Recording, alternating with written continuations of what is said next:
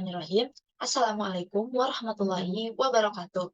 Perkenalkan, nama saya Putri Amelia Ulia dengan NIM C2401221074 dari kelompok 2 Biologi Perikanan. Nah, di sini saya akan memaparkan mengenai kajian tentang analisis pertumbuhan, reproduksi, dan makanan ikan kembung perempuan atau Rosella berchisoma yang ditemukan oleh Blecker 1851 yang ditangkap di perairan Selat Sunda.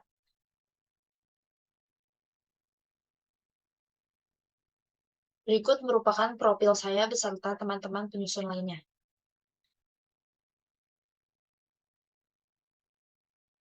Pada bagian latar belakang, pertama-tama saya akan menjelaskan tentang biologi perikanan. Jadi, apa sih biologi perikanan itu? Jadi, biologi perikanan merupakan salah satu cabang ilmu biologi yang membahas tentang hewan air beserta habitatnya. Hewan air yang akan dibahas pada kajian ini adalah ikan kembung perempuan. Nah, kenapa sih memilih ikan kembung perempuan? Karena ikan kembung perempuan itu memiliki potensi yang cukup tinggi di masyarakat. Karena, kenapa sih potensinya itu tinggi? Karena ikan kembung perempuan itu memiliki rasa yang enak, harganya relatif murah, dan juga populasinya yang cukup banyak. Nah, selanjutnya kenapa saya memilih perairan Selat Sunda untuk dikaji? Karena perairan Selat Sunda ini memiliki perairan yang cukup dangkal dan di mana, ikan kembung perempuan atau ikan pelagis kecil ini lebih banyak ditemukan di perairan yang dangkal dibanding perairan yang karang.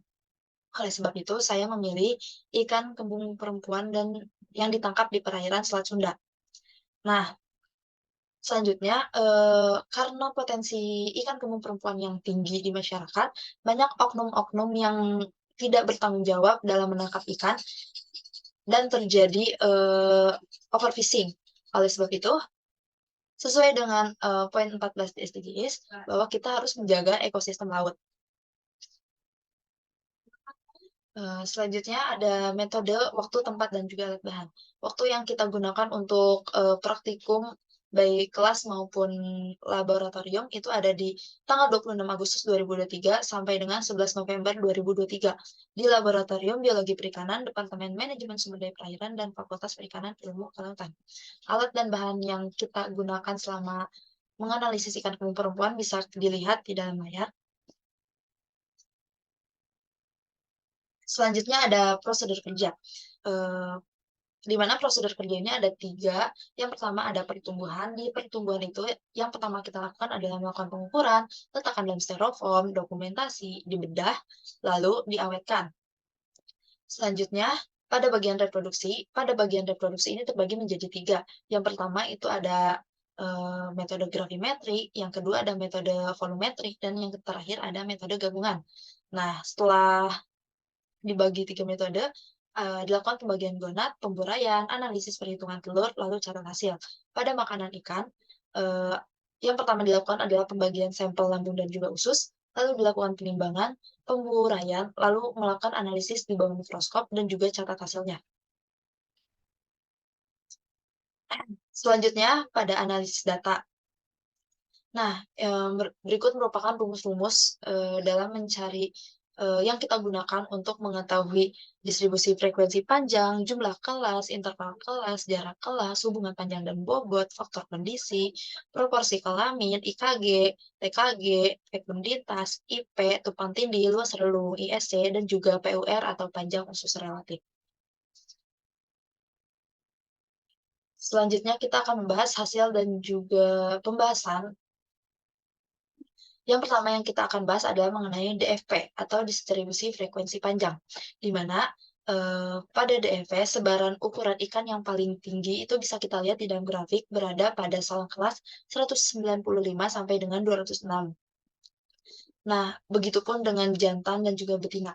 Itu menandakan bahwa sebaran ukuran ikan itu berada paling tinggi di frekuensi, eee, dan sebaran kelas di 195 dan 206. Selanjutnya ada, pembahasan tentang hubungan panjang dan bobot total. Di bagian hubungan panjang dan bobot total bisa kita lihat pada satu penambahan panjang akan menghasilkan nilai sebesar 3,1277 dengan, nilai determinasi sebesar, 0,8767 itu yang menandakan bahwa, isometrik. Nah, selanjutnya pada faktor kondisi. Pada faktor kondisi bisa kita lihat di grafik bahwa faktor kondisi tertinggi berada pada bulan Januari, dilanjut pada bulan Maret, lalu dan yang terakhir ada pada bulan Mei. Selanjutnya ada hasil dan pembahasan untuk proporsi kelamin, di mana pada bulan 1, 3, dan 5, X-hit lebih besar dibanding dengan X-pep, yang menandakan bahwa ikan kembung perempuan tidak mengalami keseimbangan, baik jantan maupun yang perempuan. Selanjutnya, pada hasil TKG jantan gabungan, bisa dilihat pada diagram batang, bahwa, TKG 2 lebih mendominasi dibanding TKG-TKG lainnya, yang dimana berarti bahwa ikan kembung perempuan berjenis kelamin jantan belum siap mengalami pemijahan. Selanjutnya ada TKG betina gabungan. Pada TKG betina gabungan bisa dilihat pada diagram batang bahwa TKG 1 lebih mendominasi dibanding TKG lainnya, yang menandakan bahwa ikan kembung perempuan berjenis kelamin betina juga belum siap mengalami pemijahan. Nah, selanjutnya pada IKG jantan gabungan, di mana setiap TKG 1, 2, 3, dan 4 mengalami peningkatan, yang dimana itu mengartikan bahwa indeks kematangan gonad dari jantan gabungan ini mengalami selektif. Begitupun dengan IKG betina, yang dimana tingkat 1, TKG 2, TKG 3, TKG 4 mengalami peningkatan, yang menandakan bahwa indeks kematangan gonad dari ikan kembung perempuan berjenis kelamin betina gabungan mengalami selektif. Selanjutnya, pada hasil hubungan panjang dengan fekunditas itu mengalami penurunan. Begitupun dengan hubungan bobot dengan fekunditas juga mengalami penurunan. Selanjutnya, pada pembahasan diameter telur. Bisa dilihat di dalam grafik bahwa eh, ada satu puncak tertinggi pada diameter telur yang menandakan bahwa ikan kembung perempuan mengalami pemijahan dengan satu kali puncak atau total spawner. Selanjutnya, pembahasan pada makanan ikan bisa dilihat pada Nauplius lebih mendominasi dibandingkan yang lainnya. Itu yang berarti bahwa Nauplius adalah makanan utama dari ikan kembung perempuan.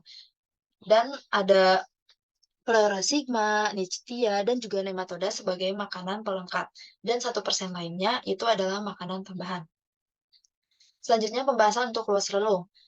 Hasil luas relung itu ada 0,05631 dan juga 0,2214, yang dimana nilai tersebut mendekati 0,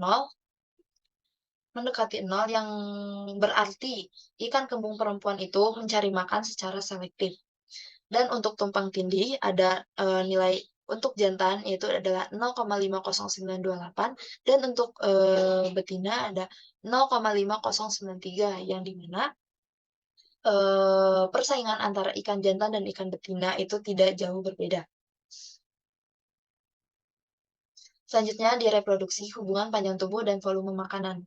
Nah, bisa dilihat pada jantan itu mengalami 7,74%, yang dimana setiap kali naik volume akan bertambah sebanyak 0,00002256.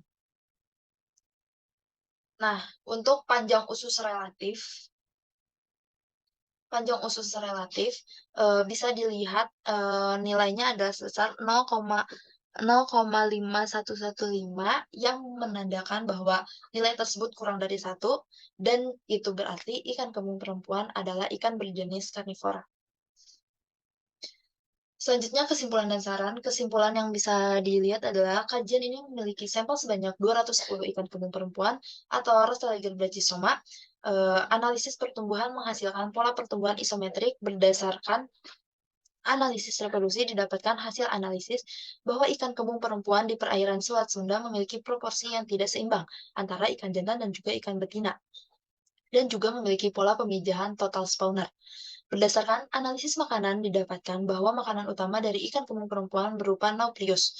Ikan jantan dan ikan betina memiliki luas relung yang sempit atau dikategorikan ikan selektif.